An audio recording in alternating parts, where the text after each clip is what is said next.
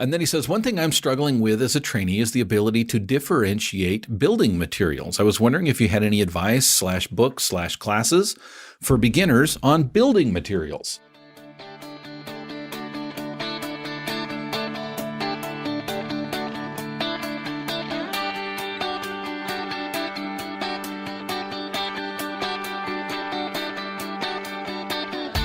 Originating from deep inside the Rocky Mountains, transported through the power of the internet, and arriving inside your tiny earbuds. It's the Appraiser Coach Podcast.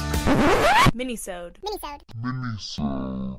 Hello, Appraisers. Dustin Harris hanging out in the podcast chair. Got a great question over the weekend that I wanted to share with you, and my answer back to Michael. And Mike Morris is his name. Yeah, great question. And want to deal with that after I remind you, of course, that we are sponsored by ANow Software. ANow, of course, is the software that I use to manage everything in my appraisal office. You should be doing the same if you want to be efficient and effective at what you do. Just jump on the internet and type in anow.com/coach. One more time, it's anow.com/coach. Well, folks, I get messages on a pretty regular basis, and I welcome them. The coach at theappraisercoach.com. I try to answer them as efficiently as I can. Sometimes it takes me a while to get to them, but every once in a while a question kind of sticks out that I think, I go back to my teaching days, and I was told as a young teacher, yes, I used to teach school to young junior high kids. And one of the things that I was taught is that if one kid raises their hand and has a question, it's pretty likely that someone else in the room, even though they may not be brave enough to raise their hand, also has the same question. So every once in a while, I think, this is a good question, and throw it out there on the air to share with individuals. I know that trainees, young appraisers, apprentices, if you will, do listen to this program. I do get comments from them on a pretty regular basis. In fact, ratio-wise, I get probably more comments, questions, and feedback from trainees than I actually do appraisers. Again, I get a lot of mail from appraisers, of course, but as far as the numbers of trainees out there versus the numbers of emails that I do get quite a bit from trainees. And this is one that I did answer. I also asked Michael if he was willing to let me read this on the air and kind of share my answer, because again, if Mike was brave enough to raise his hand, if you will, and ask the question, I assume there's others that have this question. Frankly, it's a question that I have had, and I think it's a great question. It's probably something that we as appraisers, who, especially if we've been doing this for, more than a few years, kind of take for granted. A lot of times, let me put it this way. Sometimes when I take a trainee out for the first time and I hand them a laser measure, for example, and I say, okay, let's start working our way around the house. And I really have to bite my tongue when I'm observing them, and I'm thinking, holy cow, is this really that hard? And it's not that it's hard. It's just that it takes time. It takes practice. It takes experience. And sometimes I take for granted the fact that you and I have that time and that experience. And it kind of comes second nature to turn on that laser and start bam, bam, bam, just working my way around the house seems so obvious to me. I remember, I'll give you an example. I remember when I had a young trainee, and I hope she'll forgive me. I'll keep her name anonymous here, but I remember I had a young trainee, and we'd been out a couple of times together already, and she was measuring a home, and she's standing in the middle of the living room, and she kept turning her body, like physically, like turning her body, and then she would mark something on the page, and then or on the digital page, and I would turn around and and I said, "What are you doing?" And she says, "I'm orienting myself." And I said, "What?"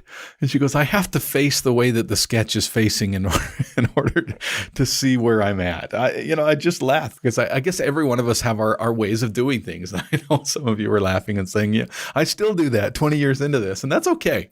But sometimes we, I think, take for granted some of the things that we just do on a regular basis. They just seem like second nature to us. And I think that, when I got this question from Mike, that's one of those things that the thoughts that I had is I don't really even think about some of this stuff. But every once in a while, I do run into an issue that I just don't know. And it's a great question. So let me read the question, then we'll go to a break, and then I'll come back and answer the question. So from Mike, thanks, Mike, for sharing this and allowing me to share this with other appraisers. I think it's super helpful. Mike says, hi, I'm a new associate appraiser. I've been on the job just over 6 months. I've just started listening to your podcast about 2 weeks ago, and I am hooked.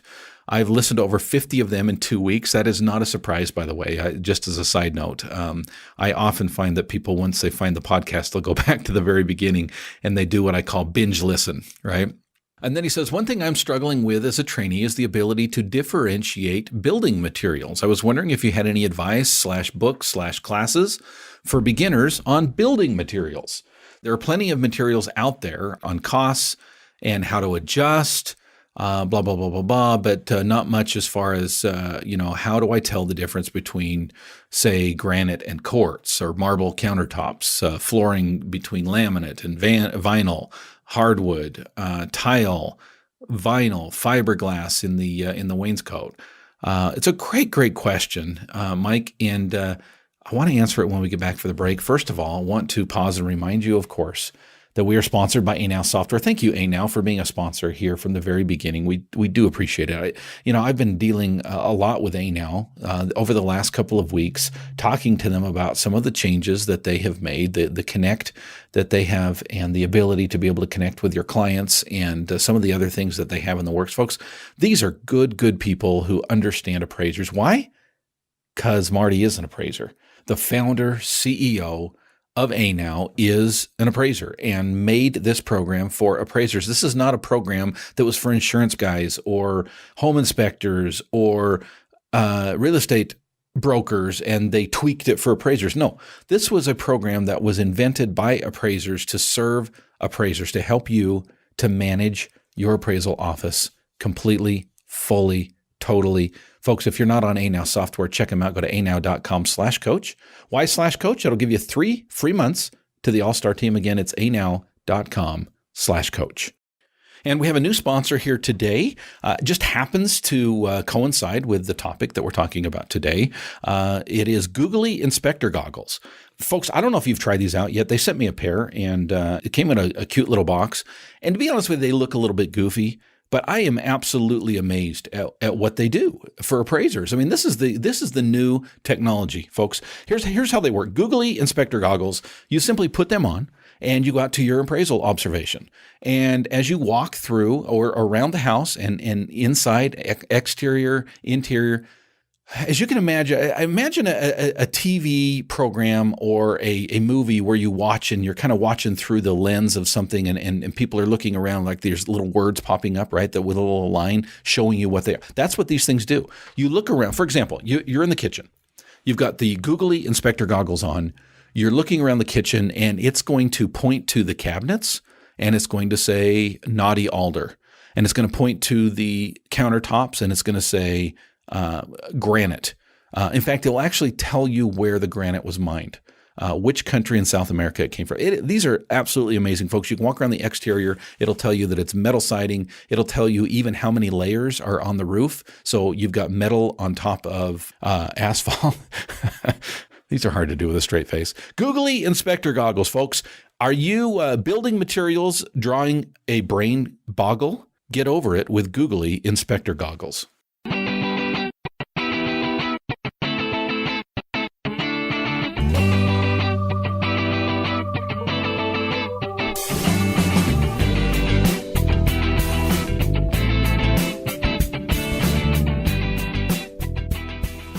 And welcome back, folks. We're dealing with an email today from Mike Morris. Thank you, Mike, for sending the email in. He's a trainee, and he's struggling with building materials. How do you tell the difference between this, that, and the other in building materials? And again, folks, I think as appraisers, some of you are like, well, it's easy. You can't look at the floor and tell whether it's laminate or wood. You can't look at a countertop and tell whether it's quartz or granite. Well, for some of us, it's second nature because we do it all the time. But keep in mind the context here. Mike is brand new and probably not a lot of building experience or real estate experience, and that is something that every trainee deals with. I remember dealing with it as a trainee. I remember, going in and thinking, man, what if I mark the wrong thing? It looks like laminate. I don't know. I still struggle with that sometimes. And sometimes I just ask. And I always give the benefit of the doubt. I always ask on the high side. I always say, no, is this hardwood? Because I don't want to say, no, is this laminate? And it is hardwood. And they're like, no, it's hardwood. Can't you tell that? You think it looks like laminate? Even though it may look like laminate, I'll say, no, is this hardwood or what is this here? Or what type of material is this? I don't have any problem asking those questions. The homeowner is proud of their house and they're happy to be able to share that information with you, Mike. So, that's one of the answers that I would give. It's not one that I gave in the email back to Mike, but I think that's something that is fine. A lot of times you're there and there's nobody else there. Fine. Vacant house or no one's there. I get it. And you've got to figure it out. You've got to figure out what these materials are. But a couple of answers, if you will, a couple of suggestions that I gave to Mike that I'll just share here is first of all, I hope, Mike, that you are utilizing your supervisor. I hope that you are spending time at the observation with your supervisor. There's really no better training than on-the-job training. And in my mind, it's the perfect environment for your supervisor to point out different materials. This is this, and this is that. And this is how I know. You can tell. I'll be honest with you, folks, every once in a while from afar, I'm like, in fact, it happened just the other day. I'm like, now, when did you put in the granite? Now, to my credit, I had not entered the kitchen yet, okay? I was looking at the kitchen from the living room, and I said, now, when did you update the kitchen? When did you put the granite in? And they said, oh, that's not granite. And when I got closer, I realized it wasn't granite. But every once in a while, I do get fooled by laminate. They've got some really, really good laminate out there. But I'll tell you what, it's a very simple thing to reach underneath the countertop. Usually there's an overhang, and just scratch the bottom of the countertop and feel what's under there. And if it's a press board, then there's a pretty good chance that it's laminate. When you get closer, if you can see the seam, okay, and it's not a typical granite seam, you know the difference between a granite and a laminate seam. Folks, these are things that you have to learn on the job. These are things you just have to learn by doing. And there's really no other way to teach it other than to just be out there and be with your supervisor. And answer number 2 to Mike was make sure you're asking questions. And frankly, appraisers, like myself, are a bit introverted. And we sometimes have a hard time reaching out and asking the questions that need to be asked. But Mike, don't be shy. It's your job. It's the job of a mentor to ask you questions, but it's also your job to ask them questions. Hey, how did you know that was slate and not just a ceramic tile, right? How did you know what you just marked down? How do I tell the difference? It's okay. In fact, it is encouraged to make sure that you reach out and ask the questions that need to be asked. Okay. The other thing that I would say is there are some courses out there. I have never taken this particular course, but I know McKissick has a course out there called Understanding Residential Construction. And from what I understand through the description is it goes into quite a lot of detail about building materials. So that might be something. Again, I can't vouch for that particular course. I've not taken it, but it is out there. I cannot vouch for books on Amazon, but just a quick search that I did in, just looking up building materials, I found all kinds of books out there that might be helpful. And, finally, YouTube. I know it sounds simple, but YouTube is a great place to learn about all kinds of things. Just type in things like countertop materials, wood versus laminate, residential exteriors, for example. Those types of things will bring up just short YouTube clips that you'll be able to learn what to look for. It's visual. I love that about YouTube. It's visual, so you'll be able to see and hear how to determine different building materials. Most importantly, Mike, and I know I harped on this earlier, but I think it's the most important thing. Appraisers are, for good or evil, okay, that's a different discussion for another day. We are one of the few professions out there that still do internships, that still do apprenticeships. This is the way that colonial America was founded, right? That's just the way you did things. Yes, there was school. Yes, there was college. Yes, there was universities. But really, it was on-the-job training. You would find a mentor, and you would study under that mentor for a couple of years. And we are one of the few professions out there that still do that. Take advantage of that. You have a mentor who should be your best teacher, who should be your best coach. Ask the questions that need to be asked, observe, and push them. Push them to teach you what you need to know, because you will only have them, as they say with kids, you only have them for a short 18 years, right? You'll only have them for a short 18 months or whatever the case may be. Reach out, learn what you need to learn. Mike, thank you for being a loyal listener. I would encourage anybody who has questions that I can handle. By the way, I never, ever use someone's name on the air without their permission. And so don't feel shy about reaching out to me and asking the questions. I don't have any problem doing it anonymously on the air or just answering you through the email. It's thecoach@theappraisercoach.com, or you can join me at the All-Star team and interact with me and other appraisers across the nation on a regular basis. Go to my website. Thecoach@theappraisercoach.com is my email. And of course, just theappraisercoach.com is my website, and you can go to memberships and check it out there. Thanks for joining me today, and thanks again, Mike, for the question. You've been listening to the Appraiser Coach podcast with Dustin Harris. If you like what you hear, please give us a 5-star rating and post a short review on iTunes. For more in-depth insider information on how you can make more money as a real estate appraiser, visit theappraisercoach.com and sign up for the All-Star team today. Thanks for joining us. And now, get out there and create some value.